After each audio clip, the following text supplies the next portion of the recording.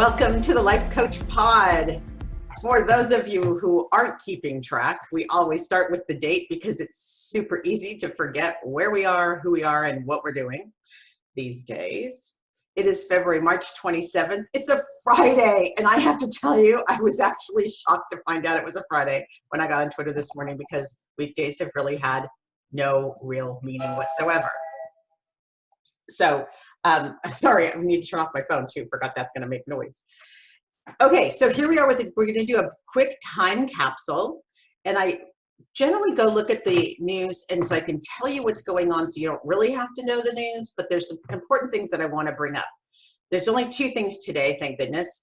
One is that the checks that are supposed to come out for everybody. So if you've been paying attention to the news at all, even kind of randomly, you may have heard that there's been a big bill that's been passed that will send checks, relief checks out to everyone. So the reason that's important, that's supposed to help sustain us through this economic downturn. Also, we all have an obligation to do what we can to earn money, obviously, but that's not necessarily so easy. I know, many of us know. But here's the deal on the checks, and this is why it's really important. The checks are going to be sent based on the information you provided in your 2019 tax return. Now, take a minute, because that is the same tax return that they just extended to July 15th of this year. And California state tax has also been extended to July 15th. You need to check on your local state taxes to see how that works in those states that have state taxes.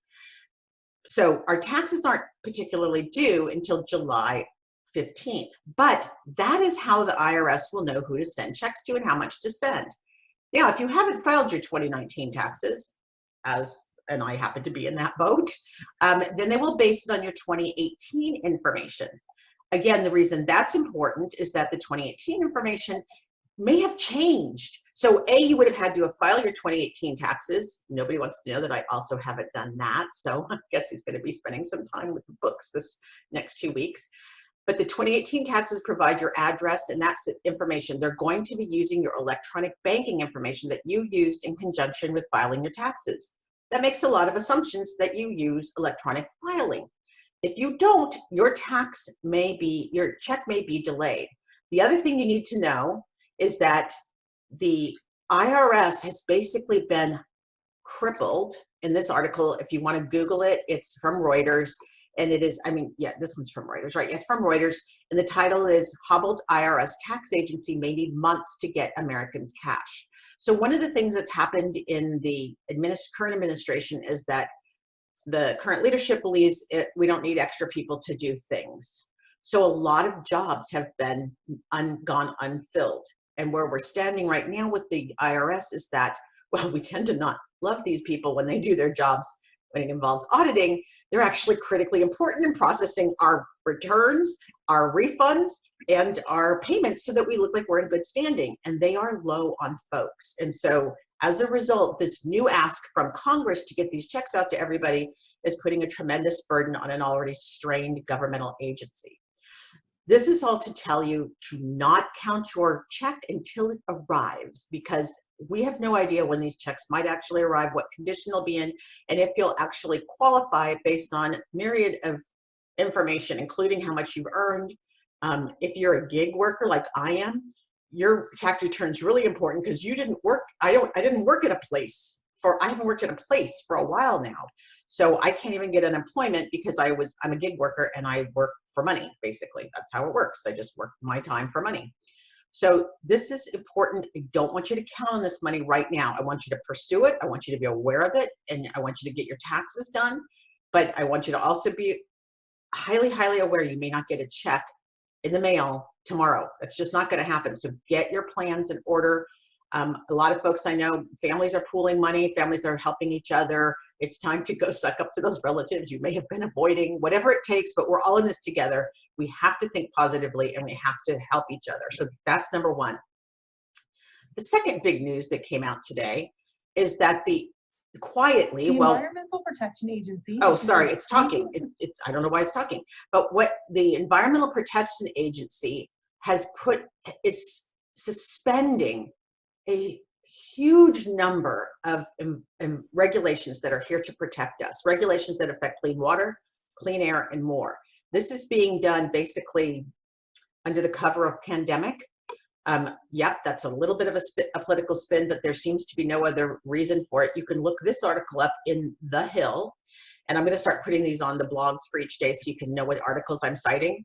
This one is EPA suspends enforcement of environmental laws and regulations amid coronavirus concerns. So the justification, and I am going to use air quotes for that because I think it's a crock, is that we put people at risk that have coronavirus if they have to pursue these regulations. The part of the logic in there, there's no logic in that.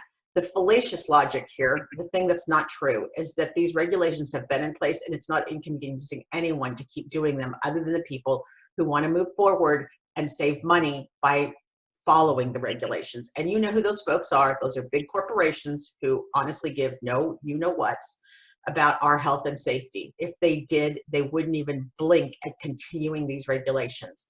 What they're really worried about is protecting what the EPA has been, it's chartered with, is protecting human health and the environment.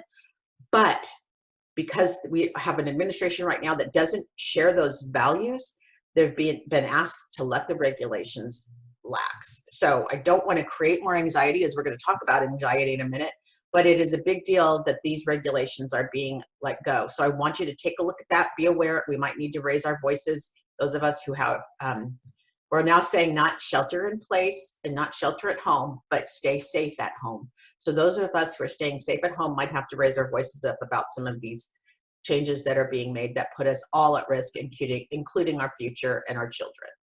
All right, there we go. Here, so what we have up today, we're gonna have a guest, but I wanted to give you a little look at what's coming up next week. On Monday, I'm thinking we're going to call it a Monday deep dive. That's typically going to be me hosting, going into some thought-provoking work that's being done by futurists and people who are thinking about what the world's going to look like when this is over. And it's a really meaty article, and I want to go through it and have some discussions about it because I think it's incredibly thought-provoking and could lead to a bunch of new jobs for all of us. And it aligns often with protecting the planet as well, which I think is a great opportunity to come out of this pandemic with a way to hopefully save our planet.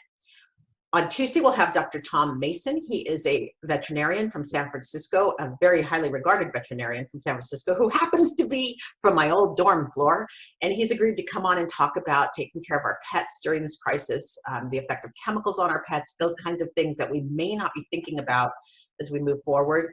And then I'm working hard to get a friend of mine to come on the show and help me have some April Fool's fun on April Fool's Day. Just got a text, I'm hoping that she'll be game and we'll have a good time. But today, because I know a lot of folks are feeling anxious and don't know what to do with that feeling, we have a guest, actually a good friend of mine, Heidi Koronkowski. Yes, it took me 3 years to learn how to say that last name. She is a behavioral coach for anxiety, and she does coaching on the phone. She used to go out and coach you where you are, where you live, what your issues were, but now she's doing phone coaching, of course, and video coaching. And she's here today to talk to us about anxiety. Heidi, welcome. Make sure you're off mute. Am I on? You're on. Well, I'm Heidi, and I am, like what Jen says, a behavioral coach. And let's see, what I do is I do go to people's houses and work with them on all different kinds of anxiety disorders. And I also do, like what Jen said, phone calls and video chats now because I can't go to their homes. I started doing this, I think it was about 5 years ago. And I started it because I myself have panic disorder and anxiety disorder. And let's see, probably about 20 years ago, came down with that. Had wonderful family help, friends help, but it was something I had to do alone because I was feeling it alone. And nobody else could really understand what I was going through. I tried lots of many different things, medication, talk therapy. And after, oh gosh, I want to say like 12 years or so, I found Dr. Dufford, who has offices in Los Gatos and in Santa Cruz, or SoCal, California. And he is the one that really got me to thinking on how I need to get better. And basically what I had been doing for all those years is, oh, give me some medicine, that'll make me feel better. Or, oh, I'll read a book and that should do it. No, I actually had to own my recovery. And so when I started actually doing the things that I was told to do, I started seeing little bits of improvement. And after about 2 years working with him, I can say now that, you know, I'm in, we call it recovery. And I haven't had a panic attack in many, many years. And it was, oh, maybe 6 months after I stopped seeing Dr. Dufford, he asked me to come on his team and be his behavioral coach. So that's what I've been doing for about 5 years. And it's been amazing for me because not only am I helping people and giving to people who suffer through horrible anxiety, panic attacks, OCD, you name it, I'm also able to repeat myself every day as I do when I work with people throughout the day. And that helps me out as too, you know, with not going backwards, always moving forward. So yeah, I've been doing it for about 5 years and I absolutely love it. So while you've never shared anybody's names with me, you have shared some of your successes, and I think they're amazing. So things like people who are afraid of driving, you've helped them move through that, which I can't even imagine getting over that kind of fear if that's something that you have. People who have fear of germs, you've helped with those. People who hoard. Yes. So you've had all kinds of folks. Anxiety manifests in a lot of different ways, right? It does. And so under the anxiety is like an umbrella, and under the umbrella of anxiety, you have panic disorder, hoarding, let's see, OCD, although they've now taken that out of the anxiety umbrella, but it's still treated as such. You have skin picking, hit and run OCD. I mean, there's so many different aspects to all of, you know, the panic. What kind of panic? You have agoraphobia. OCD has at least 17 different kinds of OCD types. Then you have just obsessions, and there's 17 different kinds of obsessions, not, you know, including the ritual. So there's a lot of different topics that we put under the umbrella of anxiety, and we treat it that way. And one of the things we're likely to see, and I'm just from the reading I've done, is that people are now in an environment that could cause a lot of stress. They're afraid of the unknown. And so any of the anxiety is really typically a reaction to what, lack of control and a feeling of is it a lack of control? What is it? Stress and lack of control? So what anxiety is, it's an emotion, okay? And it's one that is, you know, what we base when we say, oh, you have anxiety, is because it's an emotion where we have excessive worry, excessive, you know, thoughts about things that could go wrong. And that can also change our physical body as well, with high blood pressure, things like that.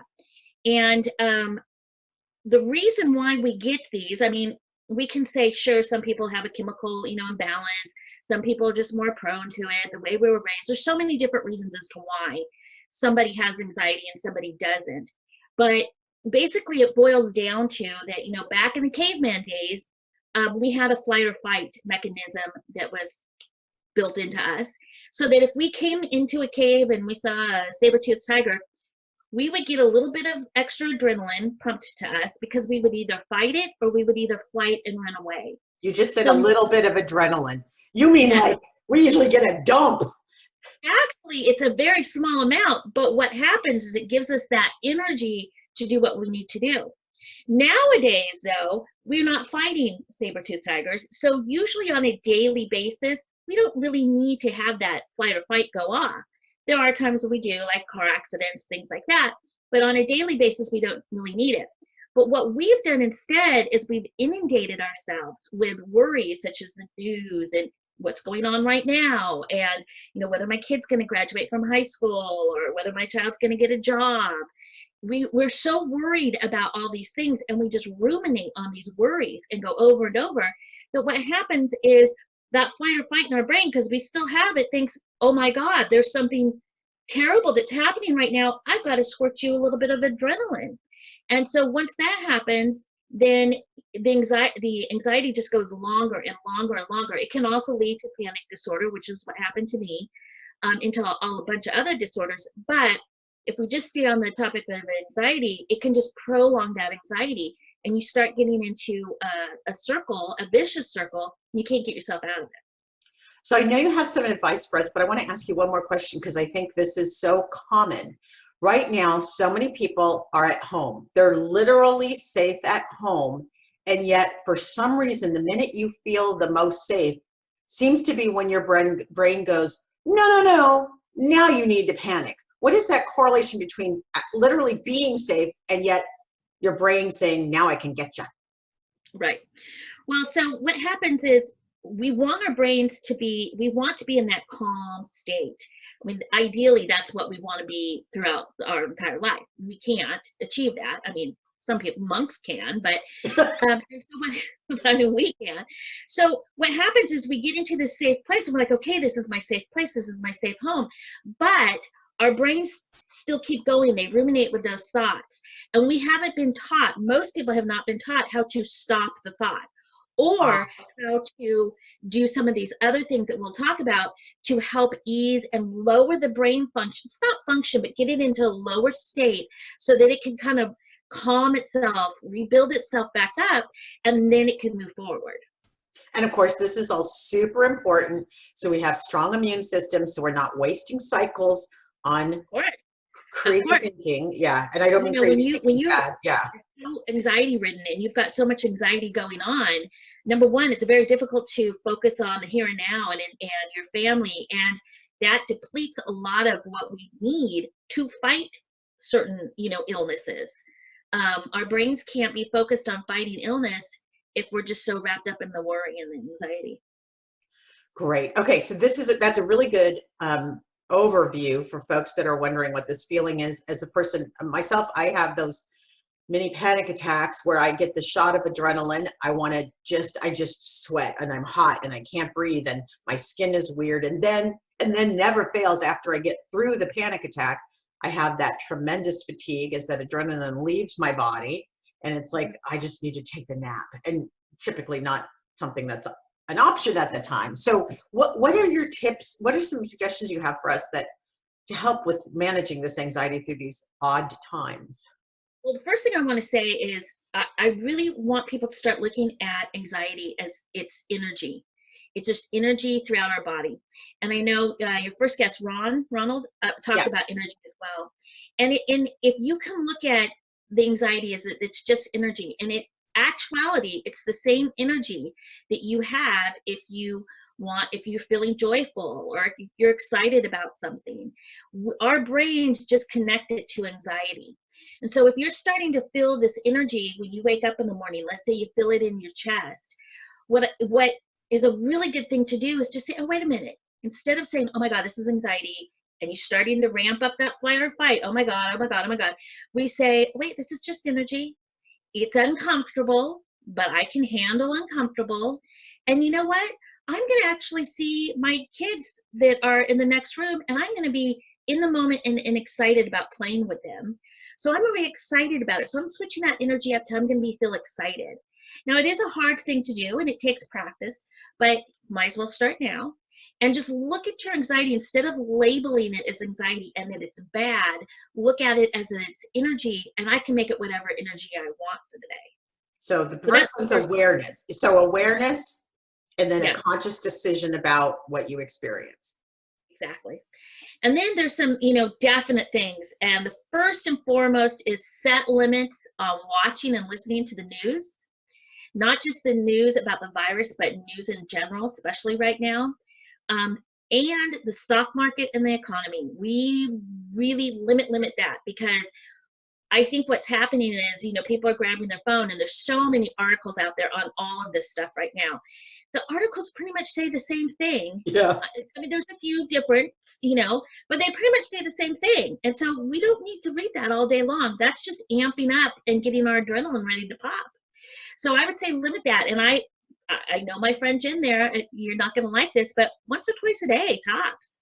especially Actually, during this time. you gave me that advice early on, and I have really limited to in the morning, and when I'm done with my work in the evening, I'm trying to just really limit, Right. not have the noise on, listen to music instead. It's Exactly. made a big difference. Thank you. Good. Then the other thing is to, the next one is to be engaged in the here and now. A lot of times most of the time, we as a society are not being present and in the moment. And lots of ways you can do that. If you're able to get outside and take a walk, even if it's just in your backyard, but to engage your five senses. What am I smelling? Is that cut grass, or, is those the roses over there? What do I see? What does that flower look like? That is engaging in the moment. If you're playing a game with one of your kids, you're engaging in, oh my gosh, Billy just beat my butt. I mean, really engaging in the moment and not just being there, being present. The one thing I would definitely talk about taking walks is nature grounds us. It truly does. There have been studies that if you put your feet on grass, even if you put a little bit of cold water on it, it grounds us to the earth. My bare feet? So go put my toes right in the lawn? Yes, it's huge, and that can calm us instantly. And so that just grounds us to the earth, and it just gives us that calm.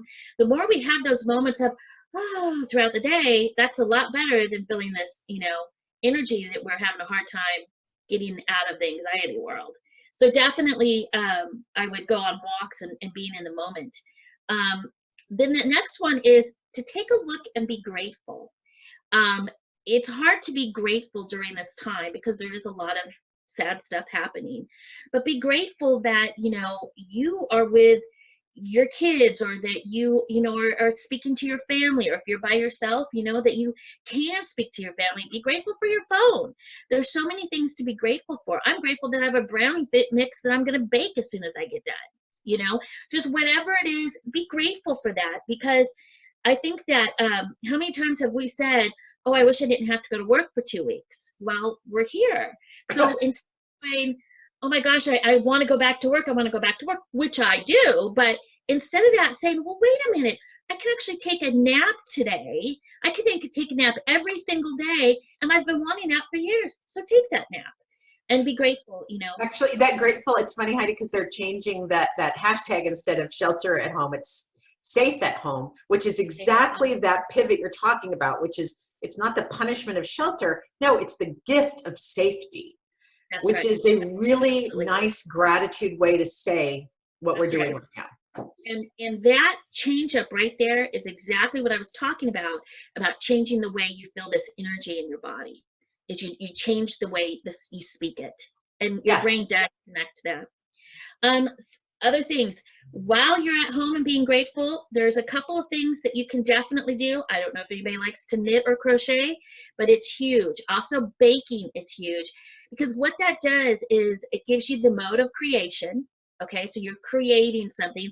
How can you, well, I don't want to say how can you feel anxiety when you create, because you can. I know, I've experienced it, but it helps. So creating something, and then when you're done with the finished project, it's always a, exciting, like, oh, look what I made, and I can use it, especially if you make brownies, you can eat it, and that feels good, So, and they have done studies actually on baking and on knitting, that it does calm anxiety. And getting your hands in there and working with your hands, that's also being present and in the moment. So it's such good advice, because I watched my daughter yesterday. I was like, where did she go? She's in the backyard and she's flower arranging. Yes. And she spent hours on it, but then we got the gift of the arrangements she brought in, which were beautiful, smelled amazing, and she actually did something creative with a nice outlet. Like, it was really productive. Gardening, if you have a chance to pull weeds, I've done that a number of times out here, gone out and pulled some weeds, just a few at a time. It just, again, that grounds us to nature, and that's going to be truly helpful with our anxiety. Let's see, another really good suggestion is have sex, because we all know that ups the dopamine and endorphins and I can't pronounce oxytocin. And it's hard, because when we're feeling anxiety, the last thing we want to do is have sex. But if we can get past that and just start with the process and have it, that you can look online there's actually 6, they've said, proven positions that can ease anxiety. I won't go into them, but hey, that would be on our paid podcast. Yes. Yes. If you've got your partner with you, and who can ask, you have all this time, you know, have a little bit of sex, it'll definitely help. And then the other thing is doing for others. Now, how can we say, how can I do for others if I'm here in my home alone? A phone call is huge. Just to call and say, or text message, hey, I've been thinking of you. Doing for others, it makes us feel good, and it's definitely going to make the other person feel good, especially people that maybe you haven't seen in a while, you haven't talked to, or maybe any older folks that, you know, might be, you know, by themselves and don't have other, you know, family members that you might know, your next door neighbor, if you know their number, give them a call or text them. That's always going to make them feel good, and it'll make you feel good too. And then I think really the last thing is for those, and those who are not, I think your spiritual well-being has to come into play here. Whether you believe in a higher power or not, I'm going to talk for the believing in the higher power first. That is where, you know, you definitely can go to get, you know, your peace and your calmness. For those that don't believe in a higher power, you know, I think that anything is a higher power. You know, if you don't believe in a God type of thing, well, what is it that you do believe in? You know, do you believe in being kind to other people? Do you believe in, you know, whatever it is, really focus on that, because that, of course, is what gives us hope and what gets us through our regular day. That's Heidi, that's such a good list. And that spiritual component, like you said, whatever it is for you, nature, trusting in humanity, energy, science, whatever it is that provides you with that sense of purpose and security, I think is really important to tap. The other thing is that you and I are, neither of us are doctors, but we both have experience with medications that help with these kinds of things. And I wanted to just bring up the idea of if you know somebody who maybe isn't going to be able to refill their medications like they want to, or might be struggling, we know from our experience, the idea is not to go cold turkey. If you can, is to absolutely go ahead. Yeah, you want to talk about that, because you want clients to go through this. And yes, you know, I just have to put this out there. I'm not a doctor, so I don't give advice on medication. But what I can say is that if you are on medications right now, you are having a hard time, you know, getting prescriptions refilled or what have you, call out to your friends and family. You know, they might have extra that they don't use anymore, or they might be able to go pick them up for you. You call that doctor over and over again. You do not want to go cold turkey off of any kind of medication. It is just, it can do more harm than good. And on the other note, if you're feeling like you need something, absolutely call your doctor up. And I think at this point in time, you know, doctors understand that and will give you something, maybe over the phone type of thing. And this is, I just wanted to bring it up because it's an important one where we may suddenly realize a friend of ours is struggling in a way we're not used to seeing, that makes no sense to us. It's going to sound, they might sound paranoid or super depressed. And it's okay to ask them if they're in trouble around their meds, because meds, once you're on them, going off of them without a plan is really, really has bad consequences. And listen to that in your friends' voices. Do that reality check, because they may have just decided to let it slide or too afraid to leave the house to get them.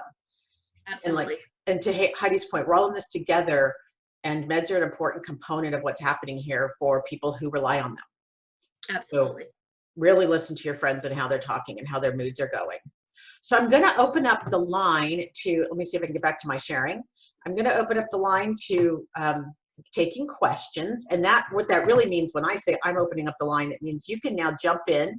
You can chat if you're too shy to talk, to share your camera, or you could just come on the line. You can unmute yourself and just talk, or you can unmute yourself and share your camera. It's all up to you.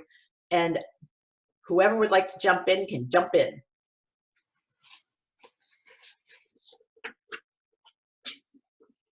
Y'all are going to be shy. It's okay, I can edit this crap, you people. That's the beauty of it. You can't do it wrong.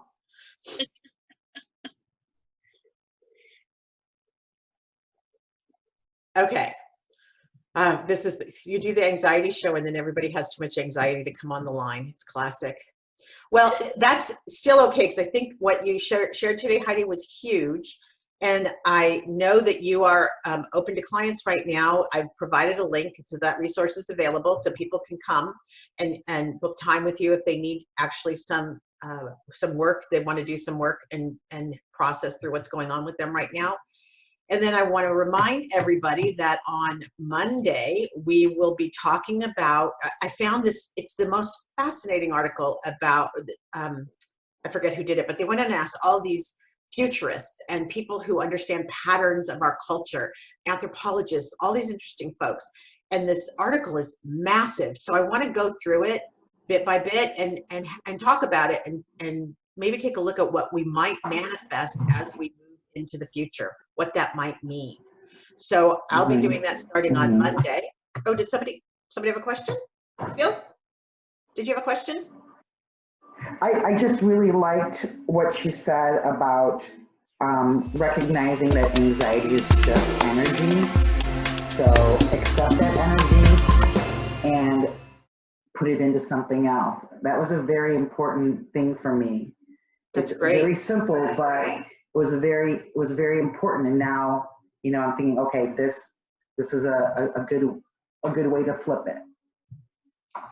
That was a life change for me when I realized that this was just energy that was in me. It did not have to be labeled as anxiety. Right. That made a big change in me right there. It was great. I'm so glad. Fantastic. Thanks, y'all. Okay, so come back on Monday, and then we're going to have, I'm lining up good guests. I'm so thrilled people are wanting to come on the show and to talk. And then again, I'm going to encourage folks, follow me on Twitter. We have a good time on Twitter. Yes, I'm only doing it twice a day, Heidi, in the morning and at night. And we'll see you there. And I want to thank everybody for coming today. Thanks for making it a great show. See you next week.